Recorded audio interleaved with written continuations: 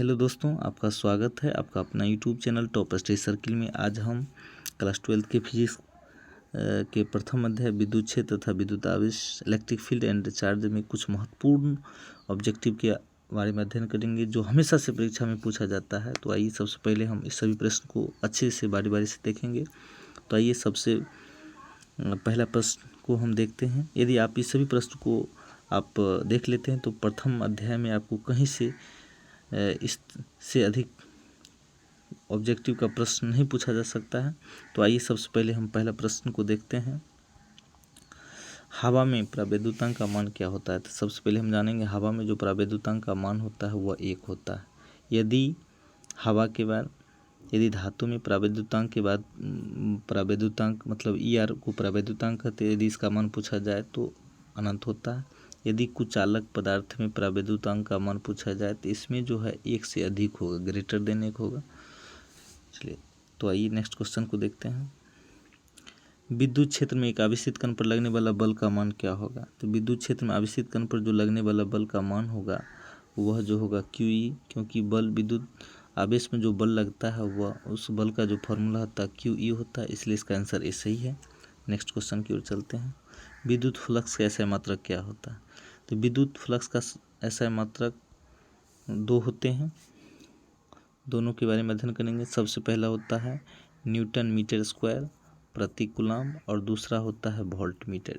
तो इसका आंसर इसमें है वोल्ट मीटर, तो इसका आंसर सी सही होगा। तो अब जानेंगे न्यूटन आखिर पहला जो मात्रक न्यूटन मीटर स्क्वायर प्रति कूलम है किस प्रकार से आया और दूसरा मात्रक वोल्ट मीटर किस प्रकार से आया, तो इसके बारे में जानेंगे। तो आइए हम जानते हैं। सबसे पहले हम जानते हैं विद्युत फ्लक्स का जो फॉर्मूला होता है वो फॉर्मूला होता है फाई बराबर क्या फॉर्मूला होता है, तो E इंटू होता है DA, E इंटू क्या होता है DA और cos थीटा भी ये फार्मूला होता है।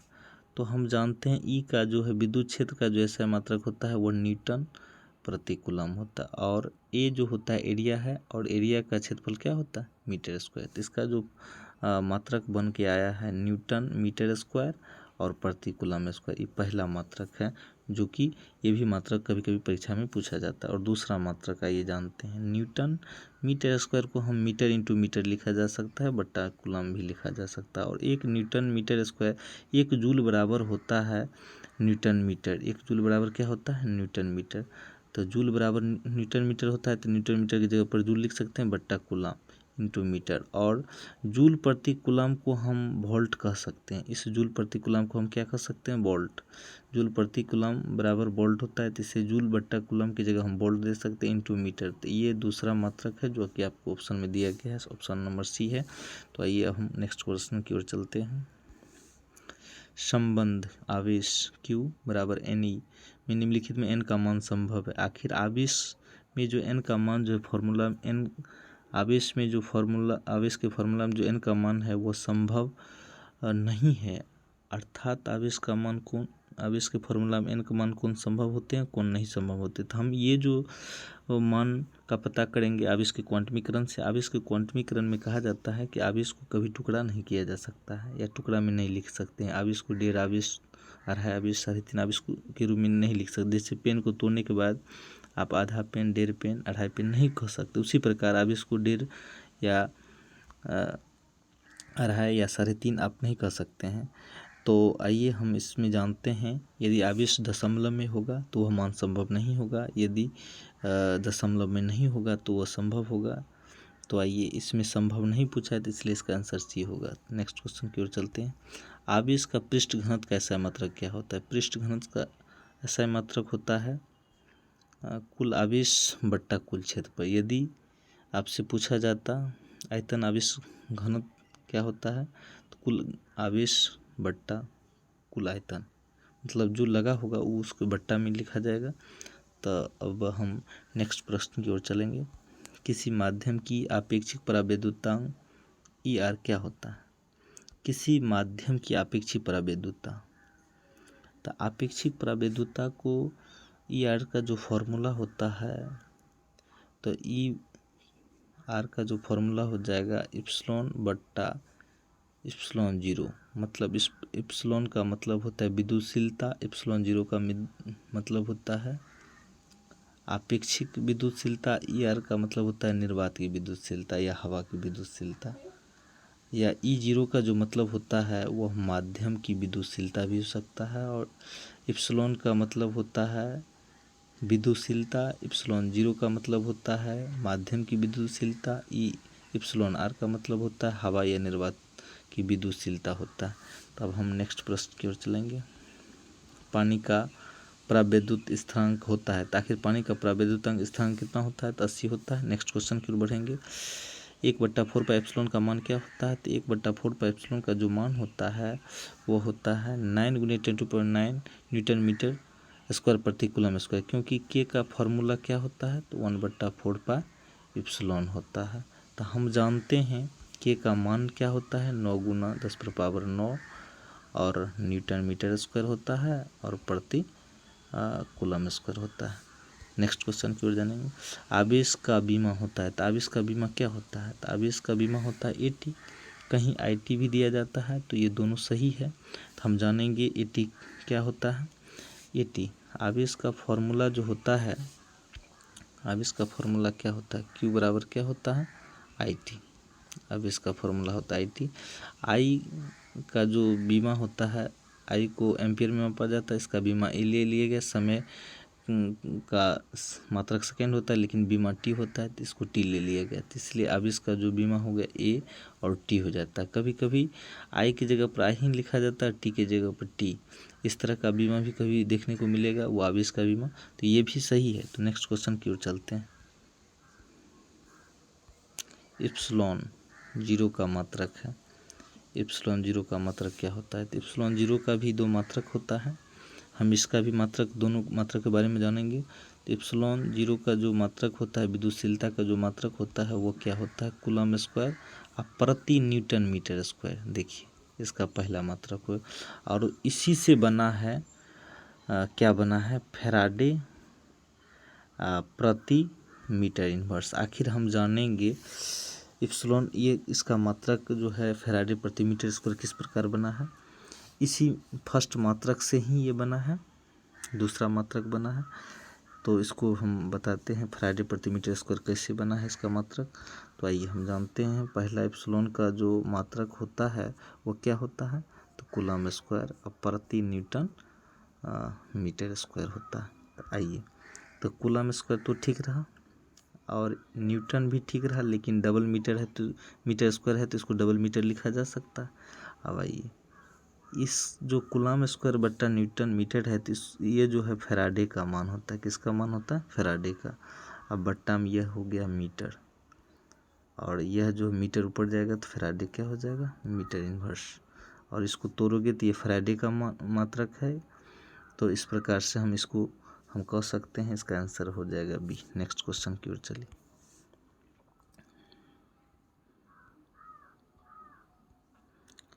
किसी दूरी पर अवस्थित दो आवेश के बीच विद्युत बल F है, तो उसके बीच की दूरी आधी कर दी जाए तो विद्युत बल क्या होगा? तो हम सबसे पहले जानते हैं विद्युत बल जो F का फॉर्मूला क्या होता है। आप कूलम बल से जानते हैं K × Q1 × Q2/r²।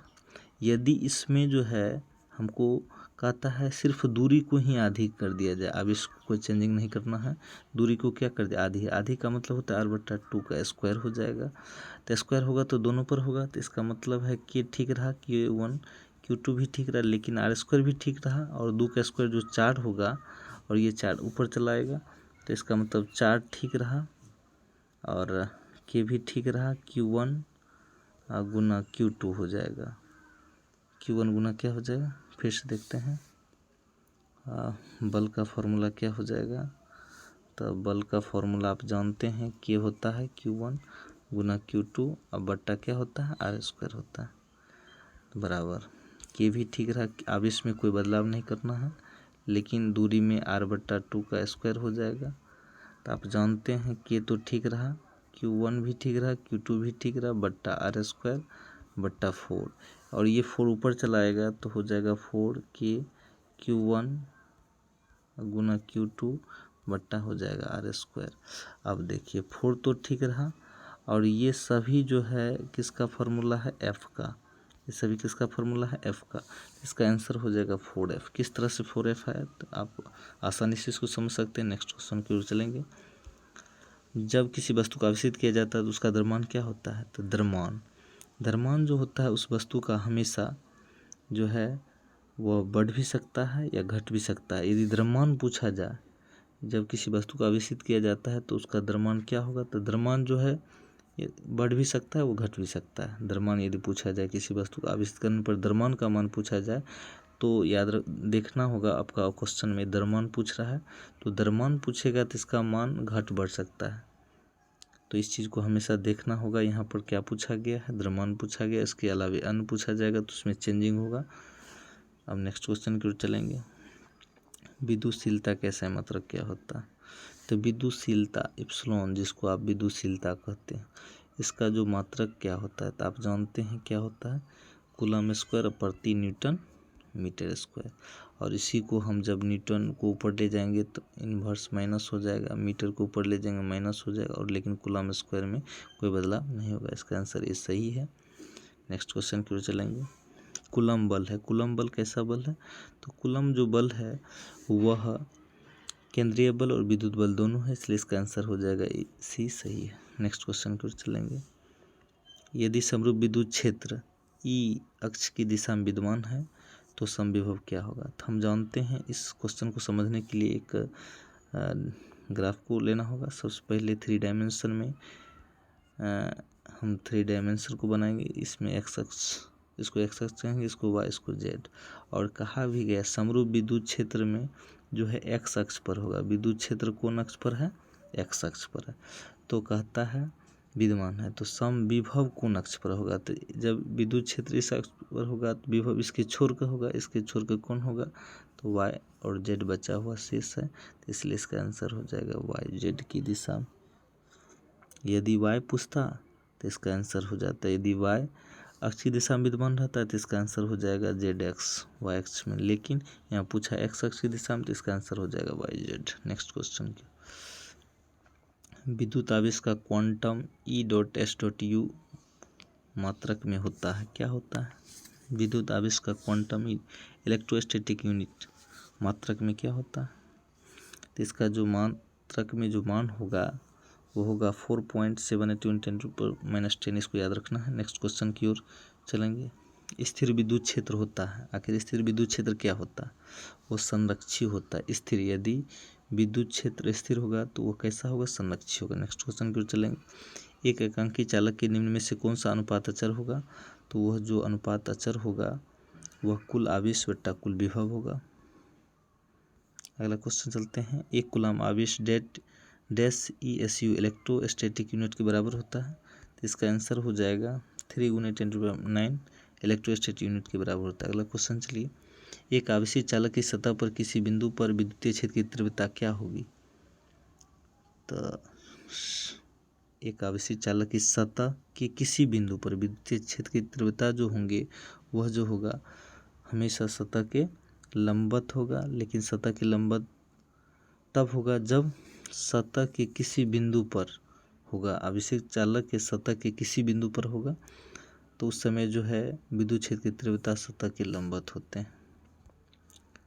यदि किसी खोखले गोलीय चालक को धन आवेशित किया जाए तो उसके भीतर का विभव क्या होगा, तो उसके भीतर का जो विभव होगा वह होगा धनात्मक और समरूप।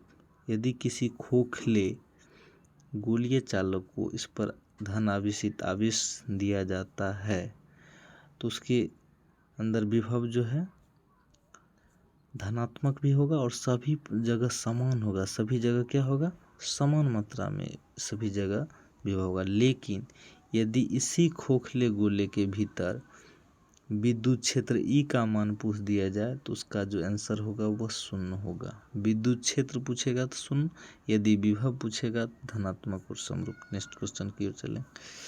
एक साबुन के एक बुलबुले को जब आवेशित किया जाता है तो उसकी त्रिज्या क्या होती है, उसकी त्रिज्या जो है बढ़ जाती है। उसकी त्रिज्या क्या हो जाती है, बढ़ जाती है। कब, जब साबुन के बुलबुले को आवेशित किया जाता है तब उसकी त्रिज्या बढ़ती है। Next question. विद्युत द्विध्रुव आघूर्ण का ऐसा मात्रक क्या होता है? तो विद्युत द्विध्रुव आघूर्ण का ऐसा मात्रक कूलम मीटर होता है। आखिर कहाँ से है? हम जानते हैं विद्युत द्विध्रुव आघूर्ण का फॉर्मूला होता है, इसका फॉर्मूला आप लोग जानते हैं, Q इंटू 2L होता है। अर्थात इसको सीधा करेंगे 2 इंटू QL, अर्थात Q आवेश है, तो Q संख्या का मात्रक नहीं होता, आवेश का मात्रक होगा कूलम, और लंबाई के मात्रक मीटर। इसका आंसर हो जाएगा कूलम मीटर। इसका ऑप्शन ए सही है। नेक्स्ट क्वेश्चन की ओर चलें।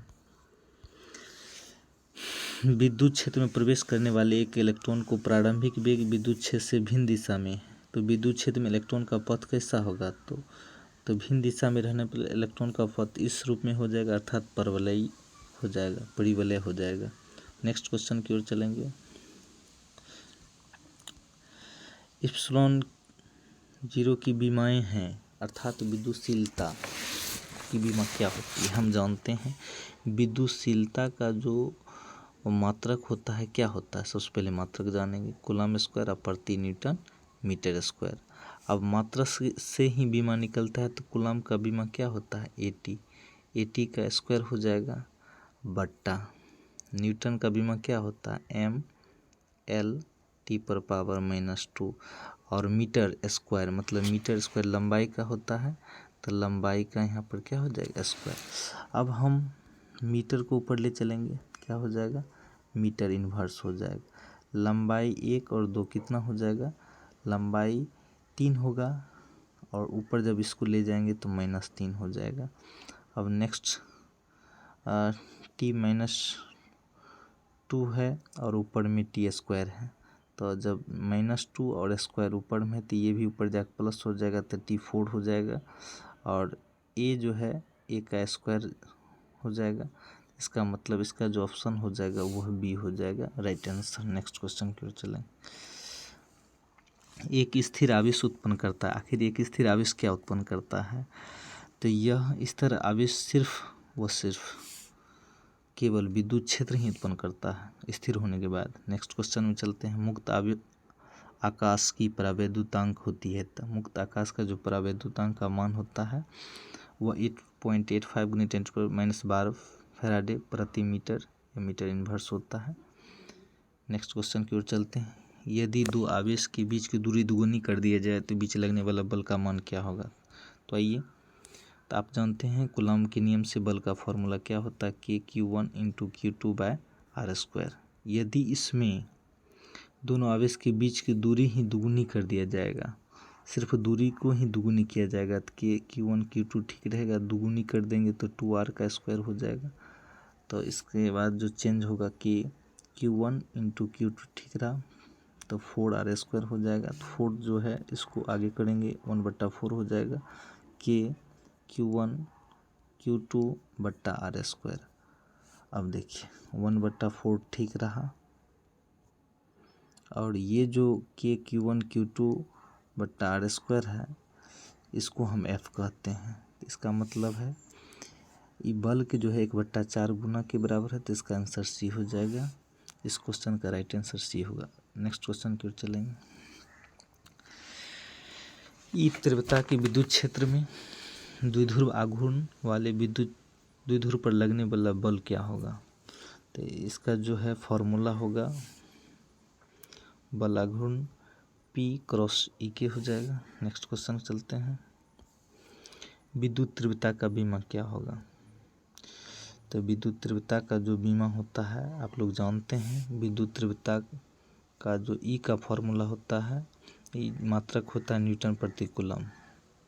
आप ये भी जानते हैं न्यूटन का जो मात्रक होता है ML/10⁻² होता है, और कूलम का जो मात्रक होता है, कभी कूलम का जो मात्रक है AT आता है, और कभी जो है कूलम का मात्रक है IT आता है।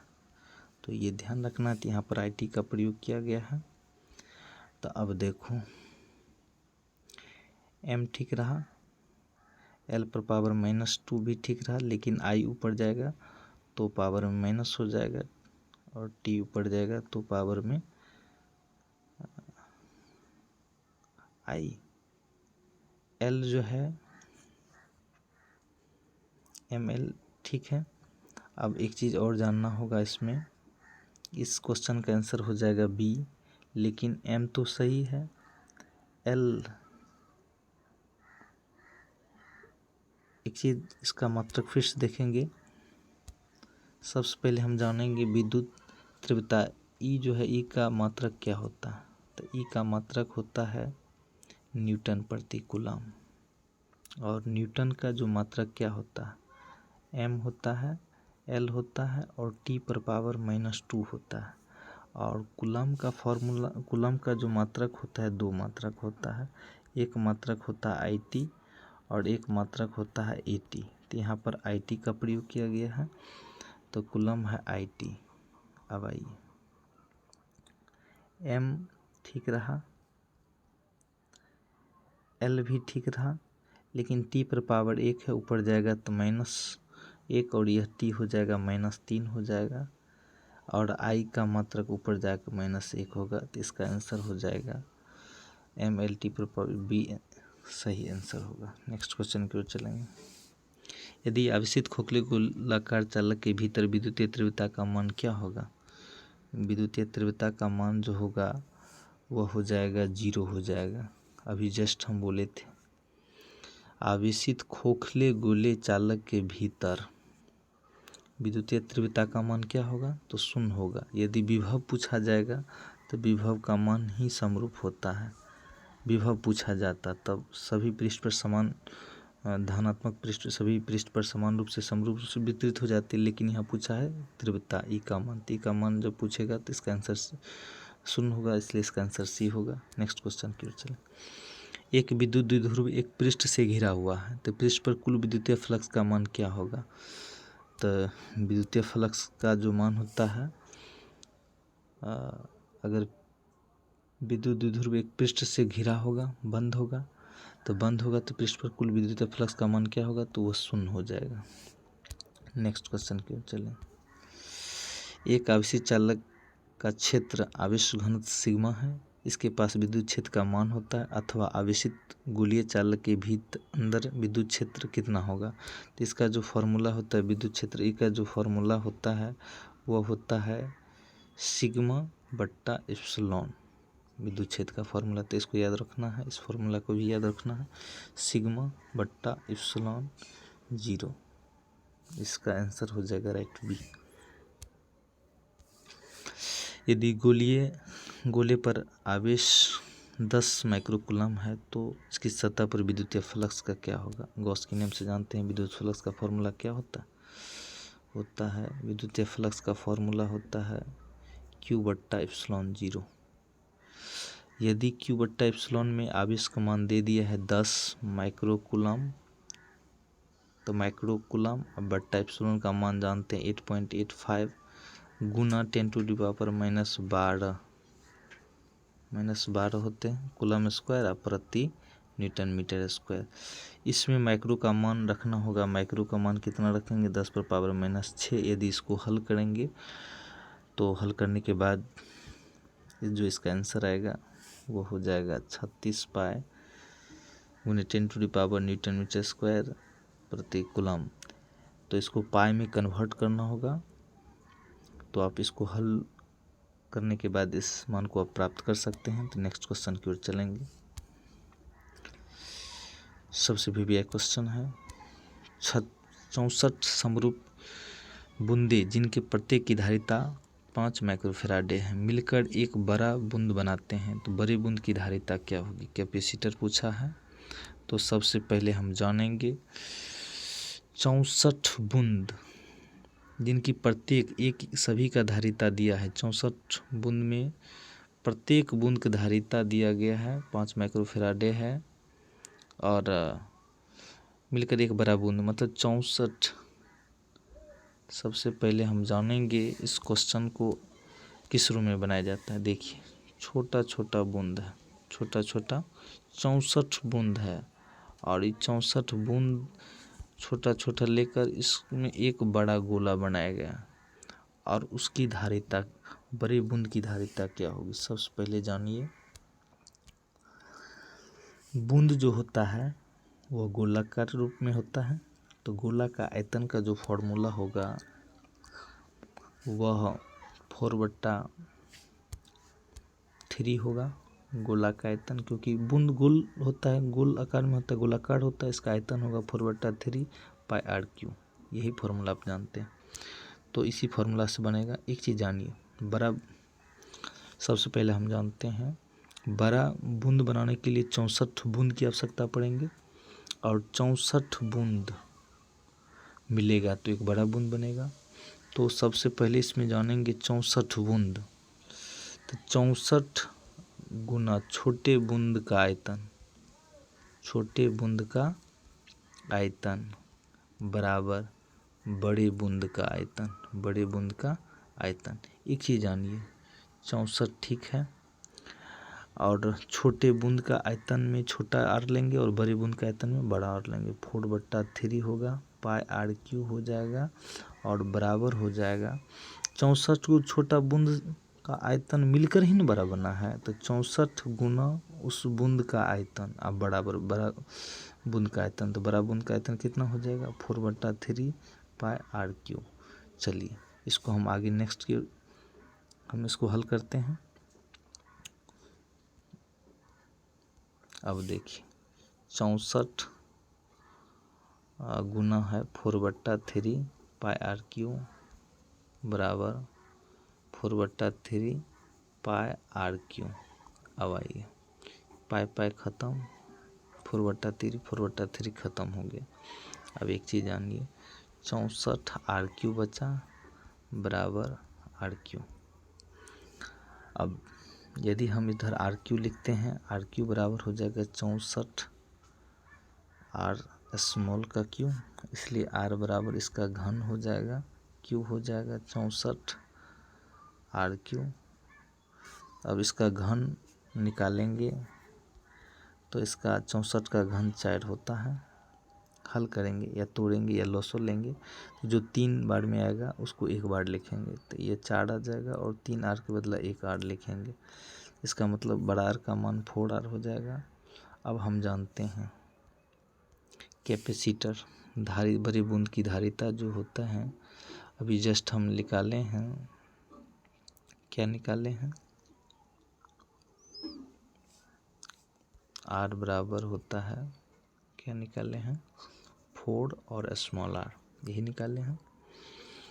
तो आइए हम जानते हैं कैपेसिटर का जो फॉर्मूला होता है C बराबर 4 पाई एप्सिलॉन इंटू r। यदि बड़ा बूंद की कैपेसिटर निकालेंगे तो इसको C डैश कहेंगे, तो 4 पाई एप्सिलॉन और बड़ा r हो जाएगा। हम जानते हैं बड़े बूंद का धारिता हमको पूछा, ये छोटे बूंद का धारिता है और ये बड़े बूंद का धारिता 4 पाई, और एप्सिलॉन भी ठीक रहा, लेकिन r का वैल्यू हम जानते हैं क्या निकाले थे 4r, हम क्या निकाले थे 4r। यदि 4 आगे चलाएगा, एक चीज़ जानिए, बड़े बूंद का कैपेसिटर है, यदि 4 आगे चलाएगा तो हो जाएगा 4 गुना 4 पाई एप्सिलॉन इंटू r। और हम जानते हैं 4 पाई एप्सिलॉन इंटू r, इसमें धारिता का मान दिया है, प्रत्येक की धारिता का मान दिया है, तो प्रत्येक की धारिता का मान दिया है।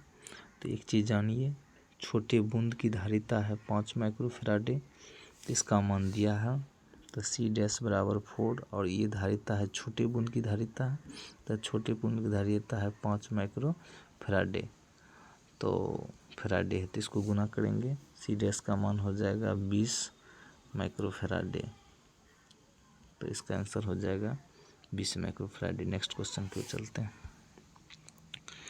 निम्नलिखित में किस राशि का मात्रक वोल्ट प्रति मीटर होता है? तो किस राशि का मात्रक वोल्ट प्रति मीटर होता है? विद्युत क्षेत्र। तो विद्युत क्षेत्र का वोल्ट प्रति मीटर भी मात्रक होता है, अभी जस्ट हम बताए, इससे पहले हम बताए थे E बराबर फॉर्मूला क्या होता है, न्यूटन मीटर होता है। E बराबर फॉर्मूला क्या होता है, नहीं, इसका जो फॉर्मूला ई का जो फॉर्मूला हो जाएगा विद्युत फ्लक्स का फॉर्मूला ई बराबर क्या होता है, न्यूटन प्रति कूलम। ये किसका फॉर्मूला होता है, तो ये जो फॉर्मूला होता है विद्युत क्षेत्र का फॉर्मूला होता है। और हमको जो पूछा है वोल्ट मीटर, तो हम इसी मात्रक से वो भी मात्रक निकालेंगे। तो आइए हम इस मात्रक से देखते हैं। न्यूटन प्रति कूलम है, तो ये न्यूटन प्रति कूलम रहने देंगे। यदि ऊपर मीटर से गुना करेंगे तो नीचे भी मीटर हो जाएगा, तो इसका जो हो जाएगा न्यूटन मीटर हो जाएगा प्रति कूलम, और इधर मीटर हो जाएगा। न्यूटन मीटर को हम जूल भी बोल सकते हैं, जूल प्रति कूलम, इधर मीटर भी बोलेंगे। और जूल प्रति कूलम को हम वोल्ट बोलते हैं, हम क्या बोलते हैं, वोल्ट, और नीचे में है मीटर। तो इसका आंसर हो जाएगा वोल्ट। जूल प्रति कूलम को क्या बोलते हैं, वोल्ट। जूल प्रति कूलम को वोल्ट बोलेंगे, लेकिन नीचे मीटर है तो वोल्ट प्रति मीटर। ये किसका किसका होता है, तो विद्युत क्षेत्र का होता है। इनमें से कौन विद्युत क्षेत्र की तीव्रता का मात्रक है, तो अभी जस्ट आप जानते हैं विद्युत क्षेत्र की तीव्रता का जो मात्रक क्या होता है, न्यूटन प्रति कूलम होता है। विद्युत क्षेत्र की तीव्रता या विद्युत क्षेत्र का मात्रक क्या होता है, न्यूटन प्रति कूलम। इसको लिखा जा सकता है न्यूटन कूलम इनवर्स, इसलिए इसका आंसर हो जाएगा Newton coulomb inverse. Next question की ओर चलेंगे। किसी चालक की विद्युत धारिता का व्यंजक क्या होगा। धारिता का जो फॉर्मूला होता है सी बराबर क्या होता है, आवेश बट्टा आयतन, आवेश बट्टा विभव। अब भी को आयतन नहीं समझना, भी क्या है, विभव है। धारिता सी का फॉर्मूला हो जाएगा आवेश बट्टा क्यू, आवेश है, भी विभव है। Next question. किसी विद्युतीय क्षेत्र में चालक को रखने पर उसके अंदर विद्युतीय क्षेत्र का मान क्या होता है। किसी विद्युतीय क्षेत्र में चालक को रखने पर उसके अंदर जो विद्युतीय क्षेत्र का मान होता है वह शून्य होता है, हम बताए हुए थे। किसी विद्युतीय क्षेत्र में चालक को रखने पर उसके अंदर, मतलब उसके गोला के जो अंदर है, और विद्युत क्षेत्र का मान क्या होता है, शून्य होता है, लेकिन विभव पूछा जाएगा तो वह समरूप रूप से वितरित हो जाएगा। किसी वस्तु का प्रावैद्युतांक स्थिरांक हमेशा अधिक होता है, तो आखिर किसी वस्तु का जो प्रावैद्युतांक का मान क्या होता है, एक होता है, अनंत होता है, और एक से अधिक होता है। इसका मतलब है हमेशा जो होगा वह एक से अधिक ही होगा। इसका आंसर हो जाएगा एक से अधिक। किसी संधारित्र की धारिता का क्रम होता है, क्या होता है, तो वह होता है धारिता का जो मात्रक जो होता है वो क्या है, फैराडे होता है। इसका आंसर सी हो जाएगा। आवेशित खोखले गोलाकार चालक के केंद्र पर क्या होते हैं, तो केंद्र पर जो होते हैं आवेशित खोखले गोलाकार चालक के केंद्र पर क्या होते हैं, तो एक चीज़ आइए, मोस्ट इम्पोर्टेंट क्वेश्चन है, तो इसका जो आंसर होगा वो होगा विद्युत क्षेत्र शून्य होगा, विभव नहीं। हम बताए हुए थे अगर किसी खोखले गोलाकार के अंदर में यदि विद्युत क्षेत्र का मान पूछा जाए, ई का मान तो शून्य होगा, लेकिन विभव का मान यदि पूछ दिया जाए भी का, तो ये समान रूप से वितरित हो जाते हैं। तो यहाँ पर विभव शून्य नहीं होता है, सिर्फ शून्य क्या होगा, विद्युत क्षेत्र। इस पॉइंट को ध्यान में रखना है। 4 संधारित्र में प्रत्येक की धारिता 2 माइक्रोफैराडे है, और एक जो है 8 माइक्रोफैराडे का संधारित्र बनाने के लिए उन्हें जोड़ना क्या होगा। एक चीज़ आई, सबसे आपको जानना पड़ेगा, संधारित्र में को 2 प्रकार से उसको जोड़ा जाता है। पहला होता है श्रेणी क्रम, दूसरा होता है समांतर क्रम। श्रेणी क्रम में संधारित्र का जो फॉर्मूला होता है 1/c होता है, और यदि 2 धारिता रहे तो C1 प्लस C2 हो जाएगा। और समांतर क्रम में जो फार्मूला होता है वो होता है C1 प्लस C2।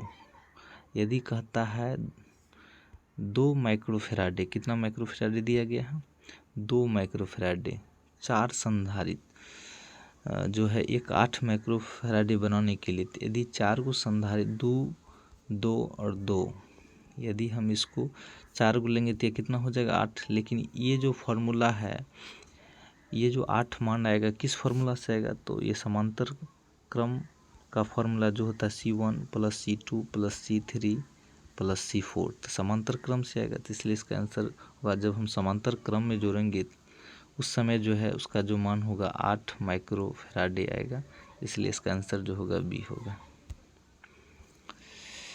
यदि कई संधारित्र उपलब्ध हो तो उनके समूहन से उच्चतम धारिता प्राप्त करने के लिए उन्हें जोड़ना चाहिए। सबसे पहले आपको जानिए धारिता को दो प्रकार से जोड़ा जाएगा, श्रेणी क्रम और समांतर क्रम। श्रेणी क्रम में जब भी जोड़ा जाएगा तो इसका फॉर्मूला इस रूप में आएगा C1 + 1/C1 + 1/C2। इसमें जो है धारिता का मान निम्न होते हैं, लेकिन यदि समांतर क्रम में जोड़ा जाए तो इसमें जो है धारिता का मान क्या होते हैं, अधिक होते हैं। तो इसलिए इसको जो है अगर उच्च धारिता प्राप्त करना है तो उसको कौन क्रम में जोड़ा जाना चाहिए, समांतर क्रम में जोड़ना चाहिए। आवेश वितरण से आवेश जब वितरण हो जाएगा तो उसमें आवेश का क्या होगा, तो आवेश का जो है ह्रास होगा, कमी होगा। इसका आंसर ये सही है। नेक्स्ट क्वेश्चन, संधारित्रों के समांतर संयोजन में जो राशि प्रत्येक संधारित्र के समान रहती है वो है क्या है। संधारित्र के समांतर संयोजन में जो राशि प्रत्येक संधारित्र के समान रहती है तो वह जो होते हैं जो नियत रहते हैं, समान रहते हैं, जो नियत रहते हैं। तो आखिर संधारित्र के समांतर संयोजन में जो राशि नियत रहते हैं तो वो राशि कौन नियत रहते हैं, तो विभवांतर नियत रहते हैं।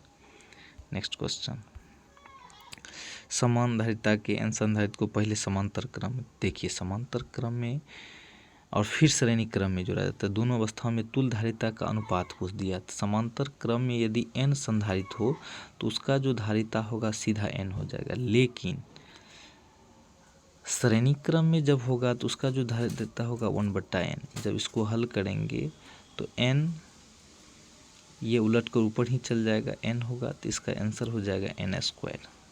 इसका आंसर क्या हो जाएगा, n²। इसका आंसर सी हो जाएगा। नेक्स्ट क्वेश्चन, अब तो आइए आज हम प्रथम अध्याय का कुछ महत्वपूर्ण 40 प्रश्न के बारे में अध्ययन किए और जो परीक्षा के दृष्टिकोण से बहुत ही भिन्न थे। तो